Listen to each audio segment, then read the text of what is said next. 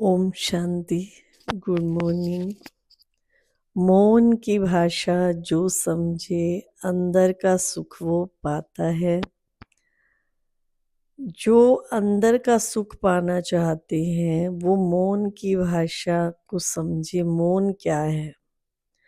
जैसे हम बहुत ज़्यादा बोलते हैं या बहुत ज़्यादा बातें करते हैं तो उससे भी हमारी अंदर की शक्ति जो है ख़त्म होती है। ये सॉन्ग बहुत ही अच्छा है कि मौन की भाषा जो समझे अंदर का सुख वो पाता है। तो सचमुच जब जिस दिन हम कम बोलते हैं, धीरे बोलते हैं और व्यर्थ की बातें नहीं सोचते हैं तो उस दिन हमारा सारा दिन बहुत ही अच्छा जाता है। और जिस दिन हम थोड़ी सी व्यर्थ की बातें कर लेते हैं, इधर उधर की सुन लेते हैं या तेरी मेरी करते हैं तो हमारी सारी खुशी जो है गायब हो जाती है। तो क्यों हमारा मन सुनने को बेकरार रहता है? जैसे कईयों को ऐसे होता है कि आज पूरा दिन जो है मैंने ना किसी से बात की, ना किसी से मैंने व्यर्थ की, इधर-उधर की बात की, तो ऐसे कईयों को अजीब-सा लगता है। लेकिन जो ज्ञानी तो आत्मा होते हैं, परमात्मा के बच्चे होते हैं, वो कभी भी व्यर्थ की बातें नहीं करेंगे। व्यर्थ की बातें कौन करता है? जैसे बाबा मिसाल देते हैं हंस और बगुले का। हंस हमेशा मोती चुगता है और बगला हमेशा कंकर पत्थर ही खाता है। उसके आगे दोनों चीजें रख दो, पत्थर भी मोती भी, तो वो पत्थर को चुगेगा। ये हंस और बगुले की निशानी है। तो हम परमात्मा के हंस बच्चे हैं तो हमको ना तो व्यर्थ सोचना है, ना व्यर्थ की बातें करनी है, ना इधर उधर की सुननी है। तो जो सुनते हैं वो शाम को यही कहते हैं कि मेरे तो सिर में दर्द है, मुझे तो भारी भारी सा फील हो रहा है, मुझे नींद नहीं आ रही है। तो उसका कारण यही है कि हम व्यर्थ की बातें ज्यादा सुनते हैं।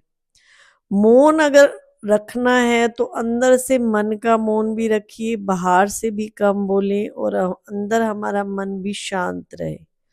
वो तब रहेगा जब हम ना फालतू बोलेंगे, ना व्यर्थ की बातें करेंगे, तब हमारा मन शांत रहता है और फिर हम ये भी कहेंगे कि हाँ, आज मुझे नींद बहुत अच्छी आई।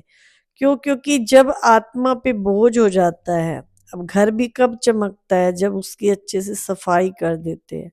तो ऐसे मन की सफाई करने के लिए सिर्फ थोड़ी देर, आप पूरे घंटे जैसे पूरा दिन काम करते हो और हम क्या करते हैं, 4 बात करते हैं, 1 बात करनी होती है उसकी 4 बातें कर देते हैं। तो धीरे-धीरे जब आप इस बात पे कंट्रोल करेंगे कि कम बोलेंगे, धीरे बोलेंगे, मीठा बोलेंगे, 10 बातों की बजाय 1 बात करेंगे, तो अंदर से मन हमारा शांत होता जाएगा। एक व्यक्ति था, वो एक संत के पास गया और बोला, बहुत क्वेश्चन करने लगा, बहुत क्वेश्चन कि मेरे मन में ये क्वेश्चन है वो। तो संत जी उससे बोले कि आप कुछ दिन मेरे पास रह के देखिए, आपके सारे क्वेश्चन हल हो जाएंगे। तो उन्होंने कहा ठीक है। वो बोले मैं आपसे कुछ मांगता हूँ, क्या आप मुझे वो दे सकते हैं? उन्होंने कहा क्या चाहिए आपको? वो बोले बस कुछ दिन हमारे पास रुकिए।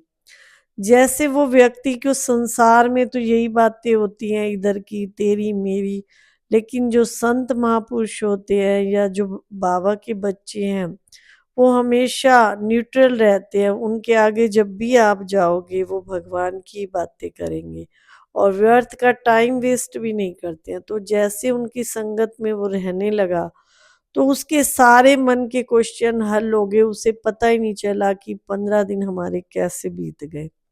और फिर जाते टाइम संत ने पूछा कि आप अपने क्वेश्चन का आंसर तो ले लो। तो उन्होंने कहा मुझे सारे क्वेश्चन का आंसर जो है मुझे मिल गया है। तो ऐसे हमारा जो हेड क्वार्टर है माउंट आबू, जब हम वहाँ जाते हैं तो ना वहाँ पे वार हमें याद रहती है, ना डेट याद रहती है कि आज क्या वार है, क्या डेट है। तो क्यों? क्योंकि भगवान की नगरी में जब हम जाते हैं तो दुनिया की सब बातें और अपने संसार की बातें सब भूल जाते हैं। तो मन को ऐसा बनाओ जो मन व्यर्थ की बातें मांगे ही नहीं। अभी मन इधर-उधर की सुनता है, सोचता है, करता है, तो इतनी कंट्रोलिंग पावर हो, जो आज कहते हैं कि मेरा मन नहीं लगता है, मेरा मन इधर-उधर भटकता है, उसका कारण यही है। हम संसार की बातें ज़्यादा करते हैं तो मन कैसे लगे? उस परमात्मा का आनंद पाने के लिए, उसका सुख पाने के लिए हमें व्यर्थ की बातों को छोड़ना होगा और अंदर की जो सुख की बातें हैं, उसको अपनाना होगा। ओम शांति।